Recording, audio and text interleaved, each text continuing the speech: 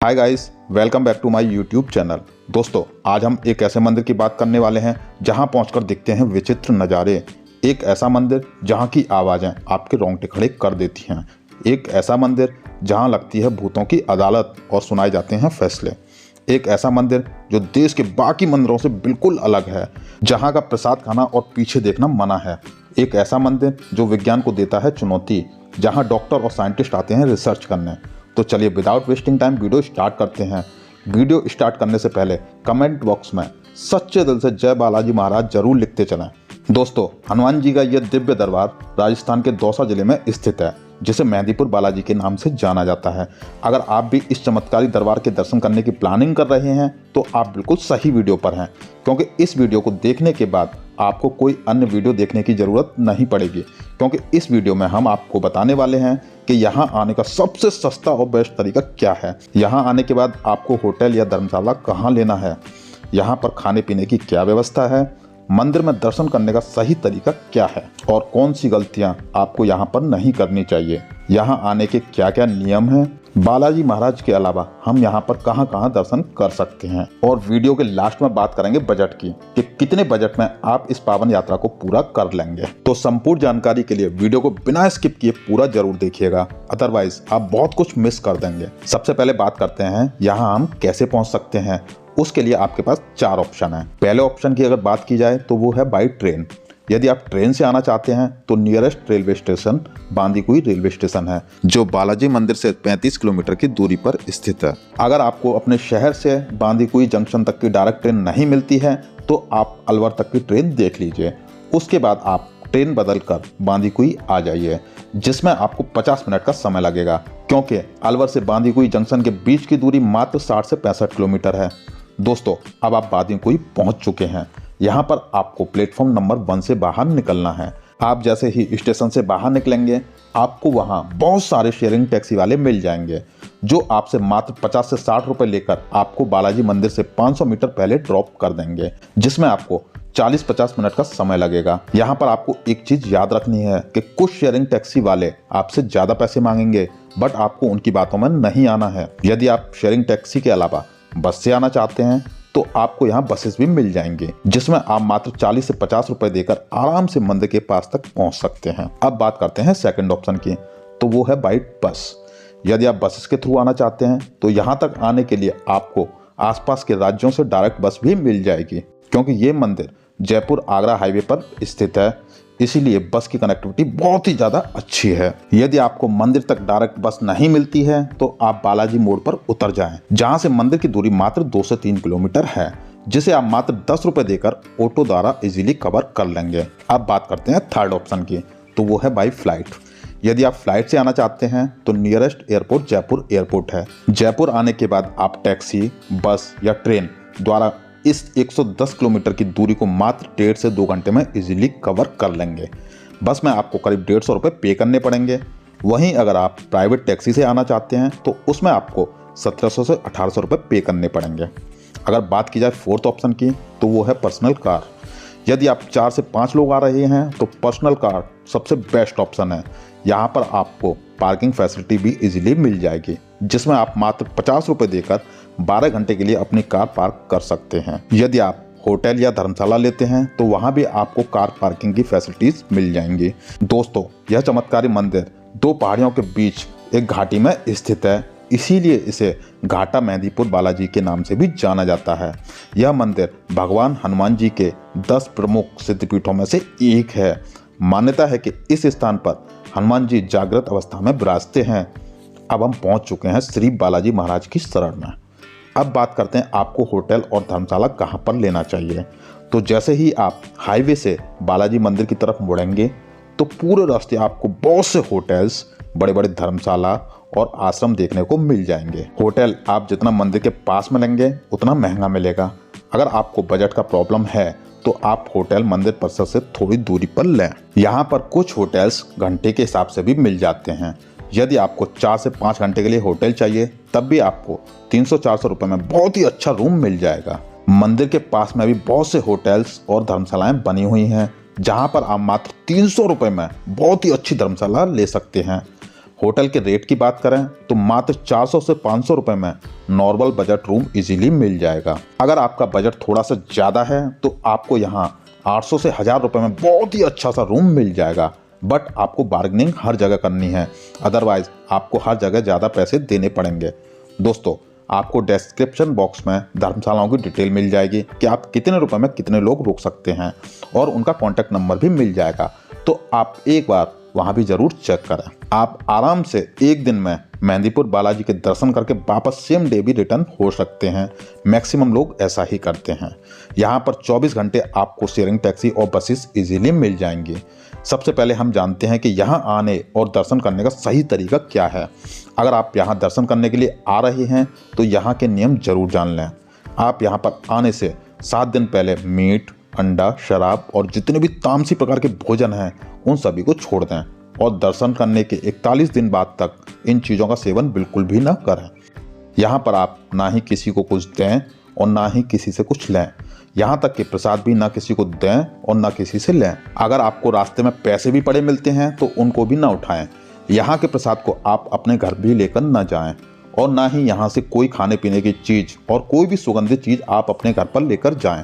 बताया जाता है कि ऐसा करने से कभी कभी कोई ऊपरी साया आपके ऊपर आ सकता है। अगर आपको पीछे से कोई भी पुकारे, कितनी भी जानी पहचानी आवाज़ ही क्यों ना हो, पीछे पलटकर बिल्कुल भी ना देखें।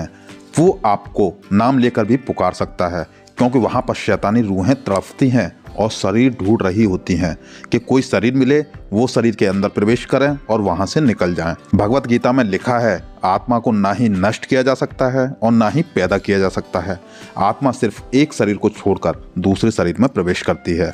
और ऐसा ही कुछ विज्ञान कहता है कि ऊर्जा को ना तो नष्ट किया जा सकता है और ना ही उत्पन्न किया जा सकता है। जो भी लोग भूत प्रेत या नेगेटिव एनर्जी से परेशान रहते हैं वो यहाँ दर्शन करने से ही ठीक हो जाते हैं। कुछ लोग तो मेहंदीपुर बालाजी का नाम सुनते ही घबरा जाते हैं। उनका मानना है कि भूत प्रेत आदि बाधाओं से ग्रस्त व्यक्ति ही बालाजी मंदिर में आते हैं, परंतु ऐसा बिल्कुल भी नहीं है। कोई भी भक्त जो बालाजी के प्रति भक्ति भावना रखता है वो यहाँ आ सकता है, परंतु कमजोर दिल वालों को इस मंदिर में आने की सलाह नहीं दी जाती है, क्योंकि आपको यहाँ पर विचित्र विचित्र नज़ारे देखने को मिलेंगे जिन्हें पहली बार देखकर लोग हैरत में पड़ जाते हैं और डर भी जाते हैं। यहाँ पर भूतों की पेशियां होती हैं। आप ये सब देखकर बिल्कुल भी ना डरें और ना ही इनकी तरफ देखकर हंसने की सोचें, वरना आप बहुत ज़्यादा परेशान हो सकते हैं। दोस्तों, हो सकता है आपको ये सब बातें कहानी जैसी लगें, लेकिन यह सब हकीकत है। अगर आप में से कोई भी मेहंदीपुर बालाजी गया है तो उसको सारी हकीकत पता होगी। और यदि आप अपना एक्सपीरियंस शेयर करना चाहते हैं तो नीचे कमेंट बॉक्स में शेयर कर सकते हैं, जिससे बाकी लोगों की भी हेल्प हो जाए। अब जानते हैं कि यहाँ पर प्रसाद कैसे चढ़ाया जाता है और इसके कितने चार्जेस रहते हैं। यहाँ पर पहले तीनों देवताओं को अलग अलग प्रसाद चढ़ाया जाता था। बालाजी महाराज को लड्डू, कोतवाल महाराज को उड़द की दाल और प्रेतराज सरकार को चावल, परंतु अब ऐसा नहीं है। अब यहाँ पर नॉर्मल प्रसाद 51 रुपये का मिलता है, जिसमें 5 लड्डू होते हैं। एक एक लड्डू बालाजी महाराज, भैरव जी यानी कि कोतवाल महाराज और प्रेतराज सरकार को चढ़ा सकते हैं। हम आपको यही सजेस्ट करेंगे कि आप यहाँ सिर्फ एक प्रसाद का डिब्बा ही लेकर जाएं, क्योंकि बहुत से लोग नारियल और फूलमालाएं व अन्य सामान लेकर जाते हैं, परंतु उन्हें यह सब सामान गेट पर ही जमा करना पड़ता है। यह सब आपको अंदर नहीं ले जाने दिया जाता। बाहर कुछ कर्मचारी आपसे यह सब जमा करा लेंगे और आपसे बोलेंगे कि आपका ये सब सामान बालाजी महाराज पर चढ़ा दिया जाएगा। हम आपको यही बोलेंगे कि आप अपनी इच्छा अनुसार प्रसाद का चुनाव कर सकते हैं, क्योंकि भगवान की आस्था का कोई भी मूल्य नहीं होता है। इसके अलावा यहाँ पर दरखास्त और अर्जी का प्रसाद भी चढ़ाया जाता है। दरखास्त को बालाजी धाम में हाजिरी भी बोलते हैं। हाजिरी के प्रसाद को 2 बार खरीदना होता है और अर्जी में 3 थाली में प्रसाद मिलता है। मंदिर में 2 बार हाजिरी लगाने के बाद वहाँ से तुरंत निकल जाना चाहिए और अर्जी का प्रसाद लौटते समय लेना चाहिए। फिर उस प्रसाद को 7 बार अपने सिर से उतार कर अपने हाथों से पीछे की तरफ फेंक देना चाहिए। नियम के अनुसार इस प्रसाद को फेंकते समय पीछे नहीं देखना चाहिए। अगर आपके साथ कोई परेशानी वाला बंदा है तो उसकी दरखास्त या अर्जी लगती है। आप यहाँ पर दुकान से 151 रुपये का प्रसाद लेकर जाओ और मंदिर में उसका भोग लगाकर उसमें से 2 लड्डू पीड़ित व्यक्ति को खिला दो और बाकी के लड्डू उसके सर से उतार कर पीछे की ओर फेंकवा दें। सुबह 7 बजे से 11 बजे तक अर्जी लगती है। पहले आप भूखे पेट अर्जी लगाओ और अर्जी लगाने के बाद 2 लड्डू पीड़ित व्यक्ति को खिला दें। और यदि आपकी कोई मांगी हुई मनोकामना पूरी हो गई है तो आप यहाँ पर सवा मणि भी चढ़ा सकते हैं। सवामड़ी का रेट आप अपने स्क्रीन पर देख सकते हैं। यहाँ जो प्रसाद की दुकानें हैं आप वहाँ से भी सवामड़ी चढ़वा सकते हैं, या आप चाहें तो मंदिर के काउंटर से भी सवामड़ी चढ़वा सकते हैं। बालाजी में सवामड़ी करवाना बहुत ही आसान है।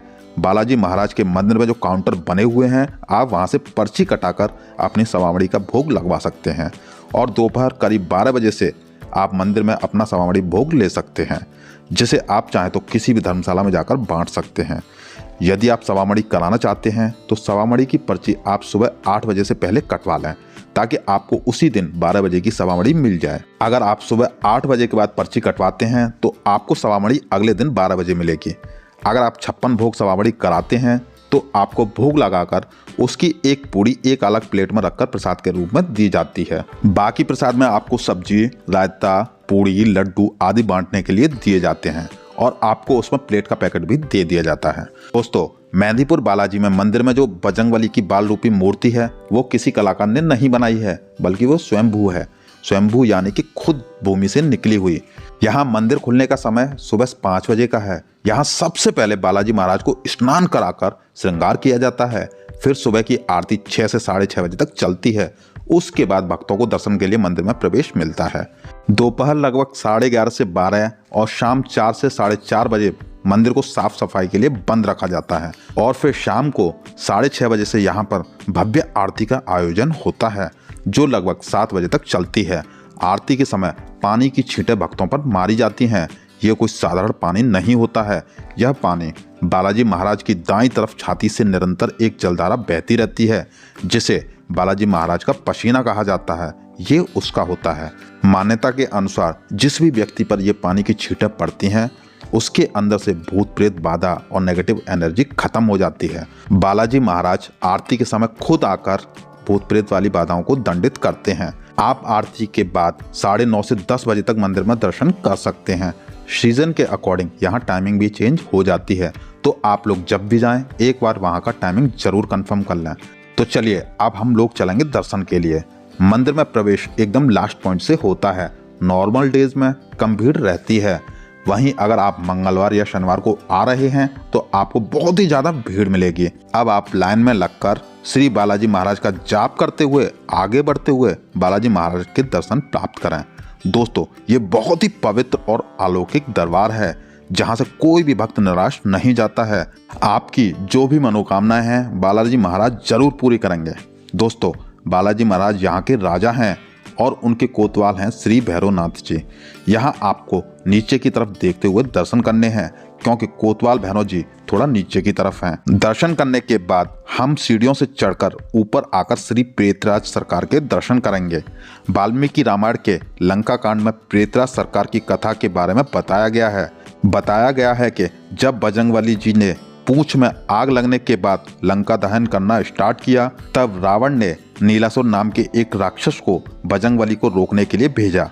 जब नीलासुर राक्षस बजरंगबली को नहीं रोक पाया तो वह समझ गया कि बजरंगबली कोई साधारण वानर नहीं है, तो वह नीलासुर ने समर्पण कर दिया। तब लंका दहन करने के बाद हनुमान जी नीलासुर राक्षस को अपने साथ ही श्री राम की शरण में ले गए। तब श्री राम ने खुश होकर नीलासुर को वरदान दिया कि कलयुग में तुम बजरंगबली के सहायक के रूप में मेहंदीपुर में दंड नायक के रूप में भूत प्रेत आदि बाधाओं से लोगों को छुटकारा दिलाओगे। तभी से प्रेतराज सरकार की मेहंदीपुर बालाजी के साथ साथ पूरे भारत में मान्यता है। इसलिए यहाँ हर रोज 2 बजे प्रेतराज दरबार में भूतों की पेशी होती है। दोस्तों, यहाँ पर दर्शन करने के बाद में अब हम लोग जानते हैं कि और कौन कौन से मंदिरों में आप दर्शन कर सकते हैं। तो बालाजी मंदिर के ठीक सामने ही श्री राम दरबार मंदिर बना हुआ है। आप यहाँ पर श्री राम और माता सीता के अलौकिक दर्शन प्राप्त कर सकते हैं। मंदिर परिसर में ही कान्हा जी और राधा रानी की बहुत ही सुंदर प्रतिमा भी स्थापित है। ये मंदिर बहुत ही प्यारा बना हुआ है, आपको यहाँ बैठकर बहुत ही अच्छा लगेगा। अब आप समाधि वाले बाबा के मंदिर जा सकते हैं, जो बिल्कुल पास में ही स्थित है। यहाँ समाधि स्थल पर स्थित 2 पेड़ काफी मिस्टीरियस माने जाते हैं, जिनमें एक है पीपल का पेड़ जिसकी लोग परिक्रमा करते हैं, और दूसरा है नीम का पेड़ जिस पर कई बड़ी बड़ी थालियां लगी हुई हैं।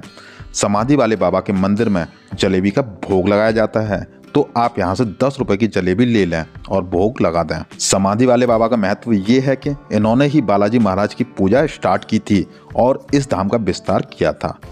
अब आप तीन पहाड़ी दर्शन करने जा सकते हैं। दोस्तों, जहां से बालाजी मंदिर स्टार्ट होता है वहीं लेफ्ट हैंड साइड में आपको एक पतली सी गली दिखेगी। इस गली में आपको बहुत ही पतली पतली सीढ़ियों से ऊपर जाने का रास्ता भी मिल जाएगा। कुछ सीढ़ियां चढ़ने के बाद आप यहां काली माता, शिव जी और हनुमान जी के दर्शन कर सकते हैं। यहाँ काली माता के मंदिर में सिर पर रखकर नींबू काटा जाता है, तो आप चाहें तो अपने सिर पर रखकर नींबू भी कटवा सकते हैं। यह प्रक्रिया भैरव मंदिर में भी होती है, तो आप वहाँ भी यह प्रक्रिया करवा सकते हैं। काली माता के मंदिर में बंधन कटाव भी होता है।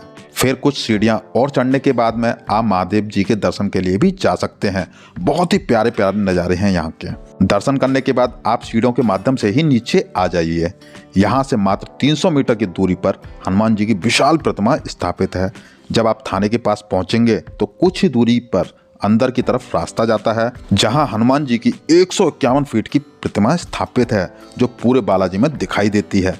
यहां पर आप हनुमान जी की दिव्य और अलौकिक प्रतिमा के दर्शन कर सकते हैं। यहां पर आपको दर्शन करने में बहुत ही अच्छा लगेगा। यहां पर आप सुरसा गुफा भी देख सकते हैं। ये वही राक्षसी है जो हनुमान जी को समुद्र में रोकती है। हनुमान जी इसके मुंह के अंदर से जाकर बाहर निकल गए थे। ये वही नज़ारा है। इस गुफा को बहुत ही प्यारा सा स्वरूप दिया गया है। गुफा के अंदर भी आपको बहुत ही प्यारे प्यारे मंदिर दिखाई देंगे। बहुत ही खूबसूरती से इन मंदिरों को बनाया गया है। दोस्तों, आप अपनी यादों के लिए यहाँ पर प्यारी प्यारी फोटोशूट जरूर कराइएगा।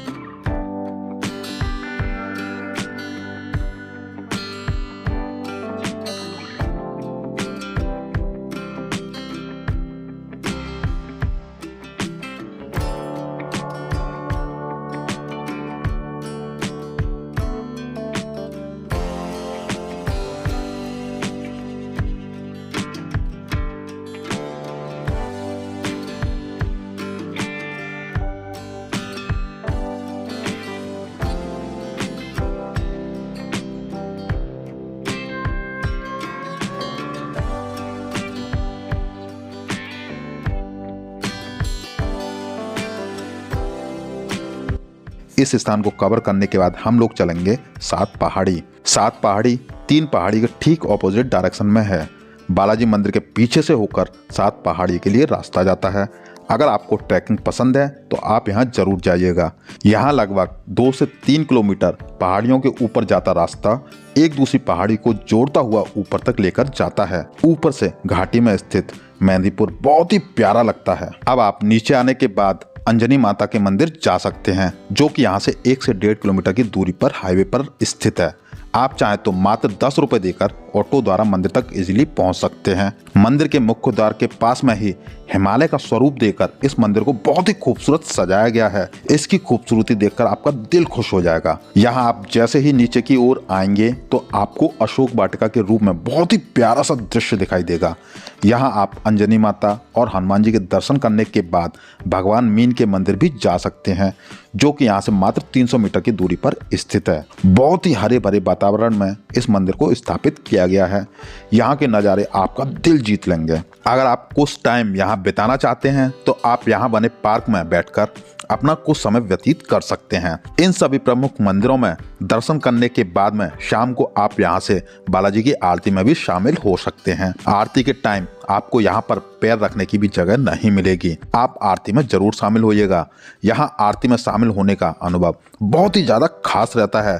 और यदि आपके पास दिन में और भी टाइम बचा है तो आप यहाँ से 20 किलोमीटर दूर स्थित चांद बावड़ी देखने जा सकते हैं। ये चांद बावड़ी बांदीकुई रेलवे स्टेशन से मात्र 5 से 6 किलोमीटर की दूरी पर आवानेरी गांव में स्थित है।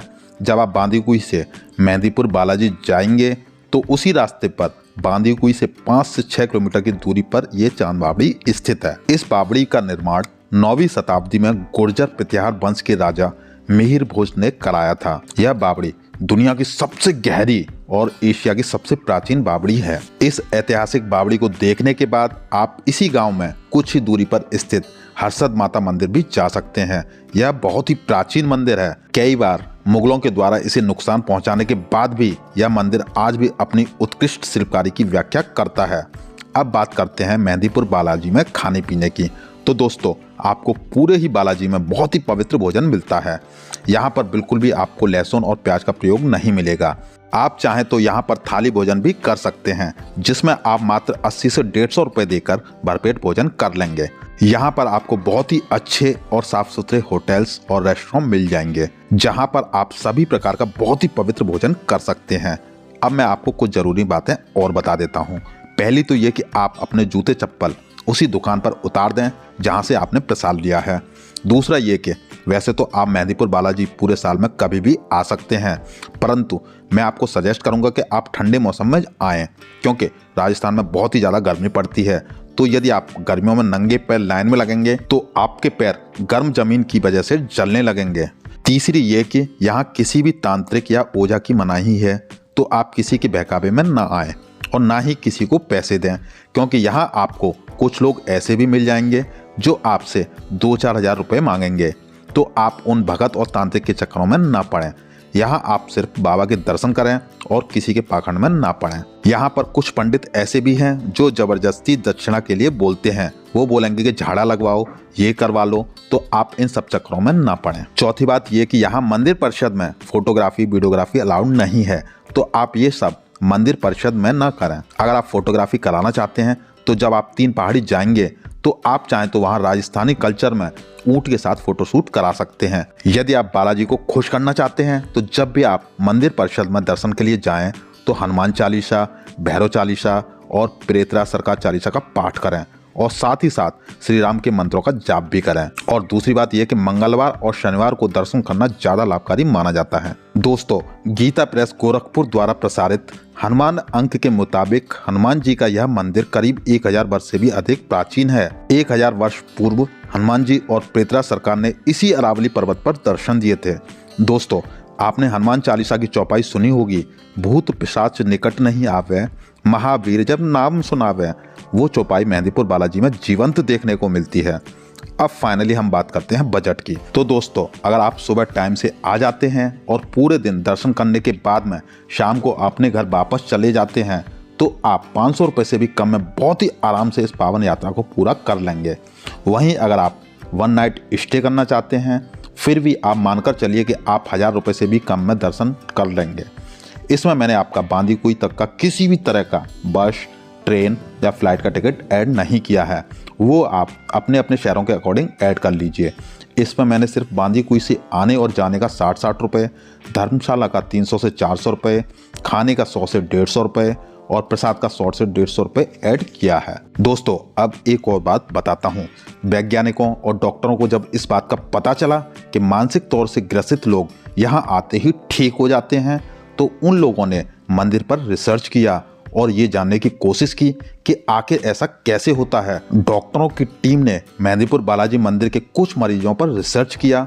वे मरीज ऐसे थे जो मॉडर्न साइंस के अनुसार ठीक नहीं हो सकते थे, परंतु जैसे ही वे सारे मरीज मेहंदीपुर बालाजी में आए तो वे अचानक से ठीक हो गए। डॉक्टरों ने जब इस पर रिसर्च किया तो देखा कि यहाँ ये लोग बहुत ही रहस्यमय तरीके से ठीक हो गए हैं, परंतु कैसे ठीक हुए ये रहस्य डॉक्टर और विज्ञान के लिए आज भी रिसर्च का विषय है। कुल मिलाकर कहा जाए तो आधुनिक विज्ञान चिकित्सा पद्धति भी मेहंदीपुर बालाजी के सामने हार गई है। यदि आप यहाँ से खाटू श्याम दर्शन करने के लिए जाना चाहते हैं तो मैं आपके लिए ऑलरेडी खाटू श्याम जी का डिटेल वीडियो पब्लिश कर चुका हूँ, जिसमें आप मात्र 275 रुपए में खाटू श्याम जी के दर्शन कर सकते हैं। उस वीडियो का लिंक आपको डिस्क्रिप्शन बॉक्स में मिल जाएगा या फिर एंड स्क्रीन में भी वो वीडियो देख सकते हैं, क्योंकि यहाँ से खाटू श्याम जी की दूरी मात्र 210 किलोमीटर है, जिसे आप मात्र 3 से 4 घंटे में कवर कर लेंगे। तो दोस्तों, यहाँ पर मैंने आपको मेहंदीपुर बालाजी से जुड़ी हर छोटी बड़ी जानकारी बहुत ही सस्ते और अच्छे तरीके से देने की कोशिश की है। फिर भी आपका कोई सवाल रह गया हो तो आप मुझे कमेंट करके पूछ सकते हैं या फिर मुझसे मेरी इंस्टा आईडी पर फॉलो करके पर्सनली पूछ सकते हैं। मैं आपको रिप्लाई जरूर दूंगा। आपको ये वीडियो कैसा लगा और आप ये वीडियो कहाँ से देख रहे हैं मुझे कमेंट बॉक्स में ज़रूर बताइएगा। अगर आपको इस वीडियो की कोई भी जानकारी अच्छी लगी हो तो प्लीज़ वीडियो को लाइक ज़रूर करें। साथ ही साथ अपने सभी फ्रेंड्स और रिलेटिव के साथ शेयर भी करें ताकि किसी को भी किसी भी तरह की ठगी का शिकार ना होना पड़े। और यदि आप मेरे चैनल पर नए हैं तो प्लीज़ चैनल को सब्सक्राइब जरूर कीजिएगा और साथ ही बेल आइकन दबाने के बाद ऑल बटन पर भी क्लिक जरूर कीजिएगा ताकि आपको ऐसे इन्फॉर्मेटिव वीडियोस मिलते रहें। तो चलिए दोस्तों, आज के वीडियो में इतना ही। मिलते हैं फिर नई वीडियो में नई यात्रा के साथ, और वीडियो को पूरा देखने के लिए आपका बहुत बहुत धन्यवाद।